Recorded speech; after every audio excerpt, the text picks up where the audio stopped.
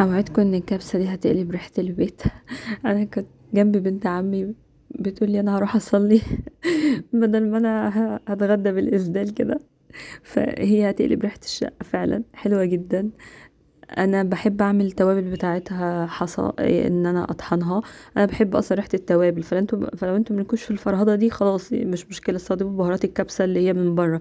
ما اعرفش هتطلع نفس الطعم ولا لا، بس دي بتطلعها فعلا تيبيكال كبسه خليجي يعني. انا اكتب لكم التوابل تحت الفيديو.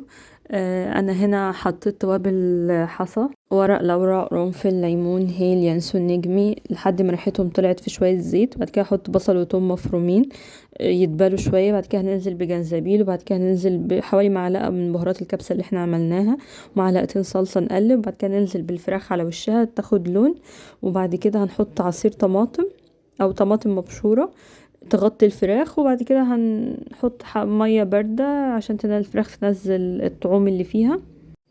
ونهدي بقى حوالي ساعة الا ربع، ونغطي، وحوالي ساعة الا ربع او يعني على حسب حجم الفراخ هتكون استوت.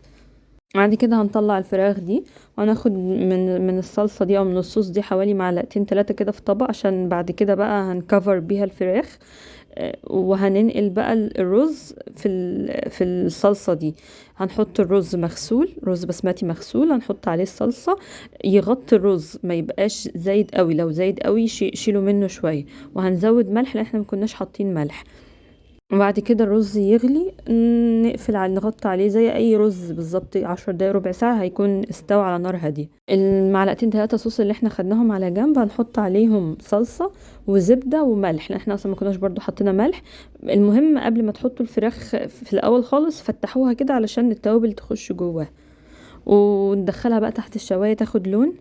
هي كده كده مستوية فمش هتاخد وقت. خطيرة خطيرة، انا بحب الكبسة يعني، دي مش اول مرة، دي يمكن رابع مرة اعملها وتطلع طعمها حلو.